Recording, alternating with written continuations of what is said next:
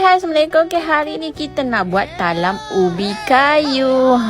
Resepi ni senang sangat-sangat. Hampa guna sukatan cawan saja. Okey, jom kita buat. Okey, mula-mula ubi kayu hampa parut dulu. Okey, parut dalam 3-4 biji ataupun nak dapatkan dalam 3 cawan. Okey, lepas dah parut kita perah ayak dia. Okey, sebab kita tak mau dia punya ayak tu nanti ada pahit dia. Okey, ni sukatan cawan. 3 cawan ubi kayu yang dah diparut. Okey, masuk 1 cawan gula. Okey, lepas tu masuk pewarna kuning. Okey, lepas tu masuk 1 cawan santan SNP.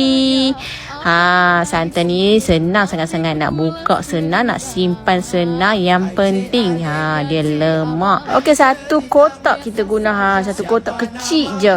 Simple je kacau-kacau. Tu masuklah 1 cawan air, and then kami masuk butter sikit sebab kita nak bagi dia lemak lagi ubi kayu kita ni. Okey, kacau-kacau, and then kita nak masuk dalam loyang. Okey, nampak? Okey. Lepas tu, kami guna loyang yang 4 segi ni. Simple je. Lepas tu, hampa letaklah dalam loyang. And then, hampa mampatkan dulu. And then, kita kukus. Okey. Kukus dia dalam 20 minit macam tu. Sampailah ubi tu dah masak. Okey, nampak tu. Okey. Bila ubi dah masak sikit, kita padat-padatkan dia dulu macam ni. Ya Allah, sedapnya. Boleh makan dah ni sebenarnya. Okey, untuk bahagian atas. Okey. Setengah cawan tepung gandum. Okey, masuk 6 sudu besar ni tepung beras.